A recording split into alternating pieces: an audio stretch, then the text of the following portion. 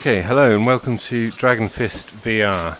I've been meaning to do a video for a while about the gameplay to show you where I'm up to and reassure you that I'm still working on the game. And I would like to show you some fighting, but there's a few sort of rough edges in the combat at the moment that I would just like to iron out first.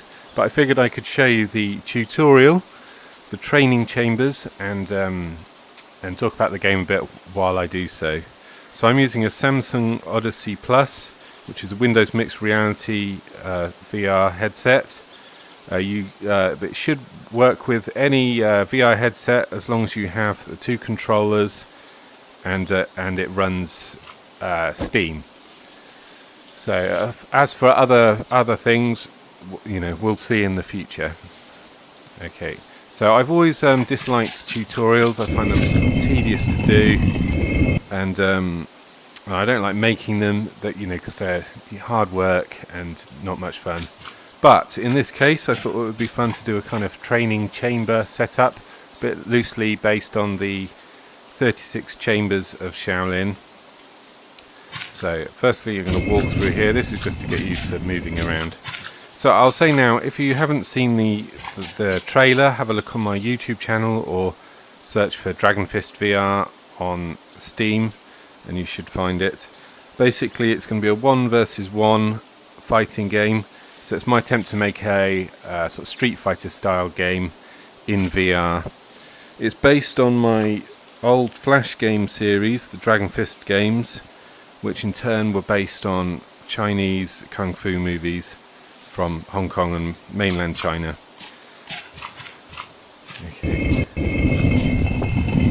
So this one I have some pots to smash. This is just to get used to distance, how far you can punch.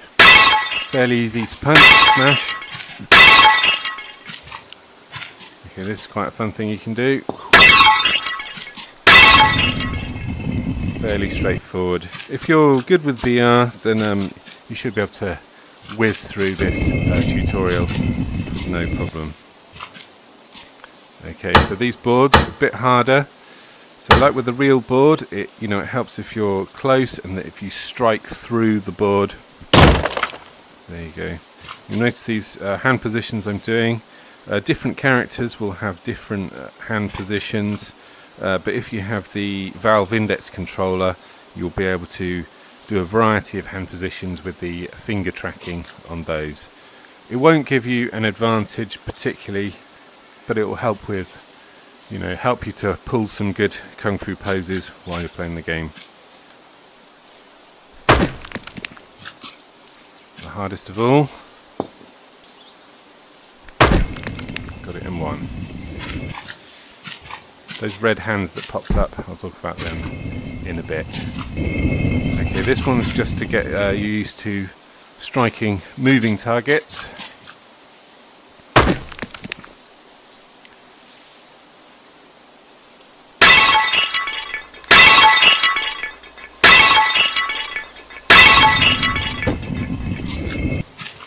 Okay, now this next chamber is to get you used to having your hands up so that you can block incoming attacks.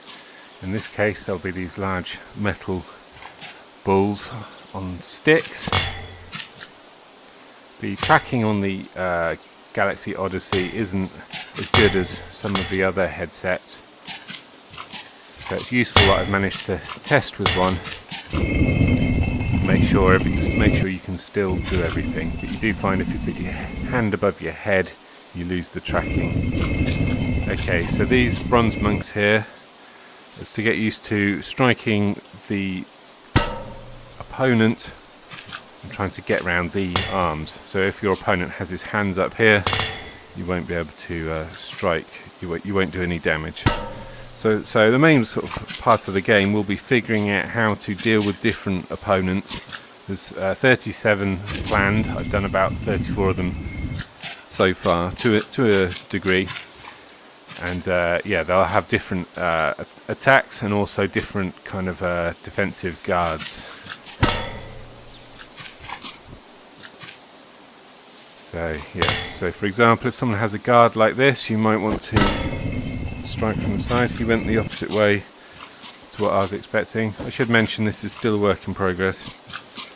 Okay, so this monk here is moving around. So when you're playing the game, you will be moving around with your thumbstick, trying to gauge your distance.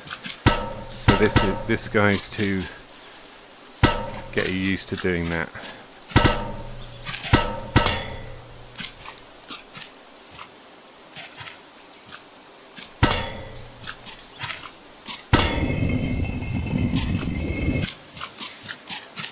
Okay, and this chamber is basically to teach you about the dash button.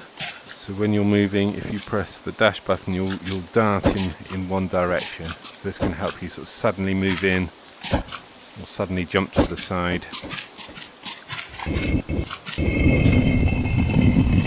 Okay, this dummy here teach about using different hand positions to strike.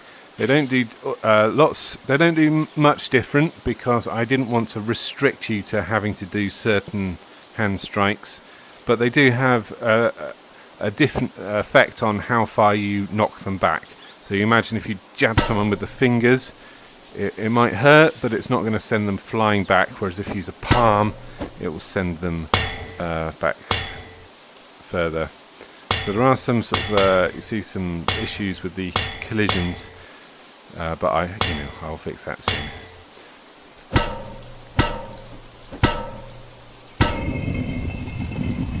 Okay, in the next one, I believe we have a monk. Yeah.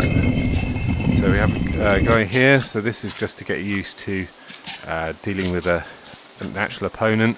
So you'll see here you can move his guard out the way, which you might want to do in order to get a strike in. You can also use your tactics from earlier, punching through the gaps. And also, one thing, I'm not 100% sure it's working at the moment, which is you can kind of cross the arms, so he'll block himself. So there was a variety of tactics, so you could of course just dodge all the attacks, but if you want to, you can move in and preemptively block things and get your strike in. So you'll see the way you hit them will affect the way they go. So if I hit in the side of the head, he'll go to the side. Also, if you see there's some slow motion there. If you get a big hit in, you get a bit of bullet time, if you like, which can be quite satisfying trying to get in another hit.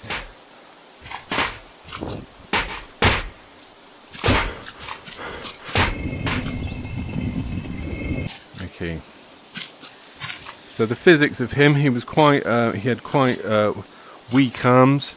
If you're playing on easy difficulty level, the arms will be quite weak, which means you can push them out the way fairly easily, and you can block fairly easily. So on easy, you'll just be able to put an arm in the way that will block a punch. On a harder level, you might have to meet the punch, or use two hands, or of course dodge. But another aspect of the physics is the further away your hands are from you, the weaker your arms will be. So this is true in real life. If your arm's quite far out, it's easier to push than if your hand's close in. So if you're blocking, you might want to keep your hands close, or as I say, you might want to meet the incoming strike. I'll talk more about the physics another time. Okay, so this is the special move chamber. So each character's got a special move. They basically vary. Some make things easier. So there are some that give you a bit of slow motion, bullet time, that kind of thing. There's one that launches you forward, so can help you attack from further away. Some are kind of a bit more sort of magical based, like there's one where you do like a blast with your palm. There's one where you do like a shockwave by striking down. But some will just apply like a status effect. So for example, there's a sickness effect. You strike someone with a poison palm, I've called it, and then they will become sick, which means that they will be a bit weaker, and they'll be a bit slower, and a few other things like that. Other effects include, there's a blindness one where where your vision goes blurred and squinted, so it makes it harder to see what they're going to do. But there's also some that you apply to yourself. Like one I quite like is called Dust Ghost, where basically it turns you into a kind of cloudy, ghostly figure, which makes it harder to see exactly where you are. So it's almost like a stealth mode, if you like. But this one in the tutorial is the first one I did. It's just called the Buddha Palm, which gives you a bit of slow-mo and gives you a more powerful strike. So kind of good bread and butter special move, if you like. So it was all the special moves in the game. You press the special move button, which is the right grip on this controller. That shows some hands if you've got it wrong. You basically put your hands in that position and then strike. So different moves will have different poses. So sometimes those poses will be more sort of convenient than others, leading to some moves maybe being harder to do, but with a bigger payoff. Like if something does extreme damage, I don't want it to be too easy to do. So so some characters you could say are more advanced characters, and some can be more beginner standard. Okay, so I think that's all. That's the end of the tutorial, at least. As I say, I'll hopefully do some more games about the actual fighting later. Just a quick summary of the game in case you're not following. It's basically, I think I said earlier, 1 versus 1 Street Fighter style, except of course you do all the moves. There are no pre-programmed moves, and the enemies, I'm hoping they're all coded, or they're all coded to feel quite real. They will move around, they'll vary their tactics, and each opponent will have different fighting moves and stances and special moves.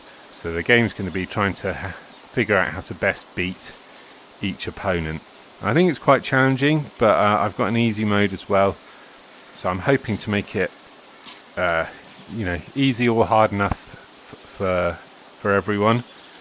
And in future I'm going to explore the idea of doing multiplayer. I've not tried it yet, but I don't see any reason why it couldn't work, as long as I can find some system to make it all work quickly and smoothly. So keep following for updates on that. If you've not seen the trailer, you can see lots of fighting in the trailer about the main game. So go and have a look at that. If you have any questions, please feel free to let me know in the comments below. Okay. Alright, well, hopefully I'll do another video in a week or two. Well, we'll see how it goes. But thanks all, and make sure you follow the game on Steam wishlist, and and follow my YouTube, Facebook, the rest of it. Okay, bye for now.